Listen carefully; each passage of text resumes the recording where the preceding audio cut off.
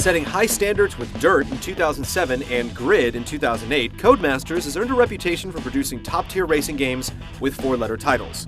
Developed by Asobo Studios, Fuel lets players loose across thousands of miles of terrain to compete in hundreds of events. Does this expansive racer live up to the publisher's pedigree, or is it running on fumes?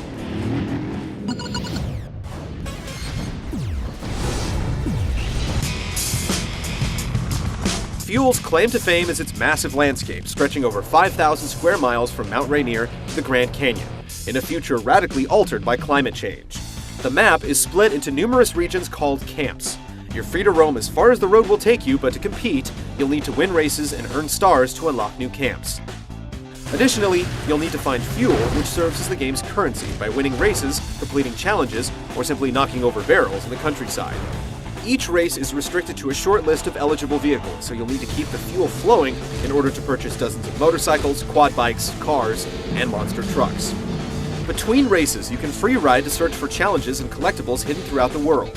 The problem is that the majority of that vast territory is open land with not much in it. You can drive for literally 15 to 20 minutes without finding anything of interest. When you do spot something, it may be 5 minutes away and up the side of a cliff. Getting there is never really worth it when the reward amounts to a crude paint job or a disappointing vista. Relieving the chore to a degree are Doppler trucks that appear after races. If you hunt one down, it'll reveal all the liveries, challenges, or vista points in a specific area, and there are also unlockable vehicles that pop up in similar fashion.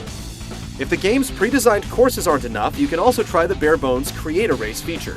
You're limited to the game's existing roads, and there are no options to limit vehicle classes. There's also nothing preventing you from creating no-win scenarios. Still, there are thousands of miles of potential, and you can exploit the feature for quick transport to landmarks or collectibles. Depending on the course, up to 16 players can compete online. Over 60 career races are available, but none of the challenge courses are included. You can also use your created courses, tweak settings, or simply free ride cross-country with friends.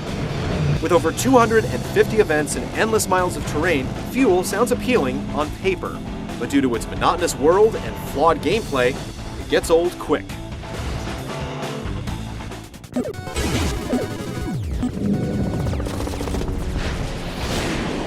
The majority of Fuel's events embrace a non-boundaries philosophy. You can choose to follow your GPS or simply make your own road to the next checkpoint. The first problem is the GPS. Rather than directing you along a set course to the finish line, the so-called smart GPS constantly tries to calculate the best route from where you are. It'll often send you the wrong way or erratically change directions, and in free ride, the device has no problem telling you to drive into a lake or up a cliff. Fuel only counts first-place victories, making every moment count. Cutting corners can be risky, but it doesn't take long to figure out where it works to your advantage. Before you know it, you're ignoring much of the intended course altogether. The fundamental flaw is that you spend much of your time bearing straight ahead, and straight ahead is boring. As a result, races that take place on steep mountain roads or featuring vehicles with poor off-road performance end up being the most exciting. In addition to checkpoint and lap-based races, Fuel tests you in speed runs, tasks you with ramming other drivers, and features some pretty lame attempts at extreme gameplay. The most conspicuous examples are the much-publicized tornado races. Sure, the tornadoes might toss a few trailers in your path, but even when you're just a few yards away from one, there's no adverse effect on your handling. The same goes for torrential rains or snow-covered slopes. The chopper chases are also pathetic, where you have to outrun a helicopter in your much slower vehicle on rough terrain. You have to follow the chopper to know where to go, but as soon as you see the finish line, the pilot slows to a crawl, letting you rush by. So much for its head start. Not every course is a stinker. Some of the smaller, closed tracks allow for more back and forth between you and the AI drivers. But Fuel's long events, which invariably take place over uninspiring terrain, quickly become tiresome.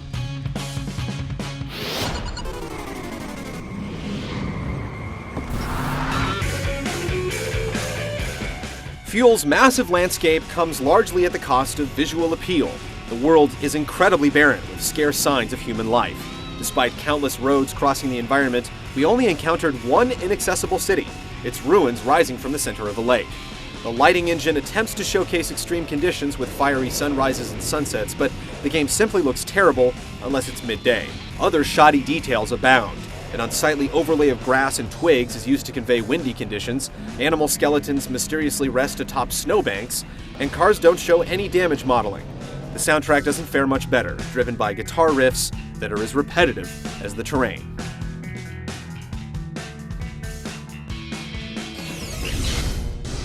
Fuel may set records and feature tons of things to do, but very little of that is actually worth doing. While the scale of its world may be impressive on paper, this is one case where bigger isn't necessarily better.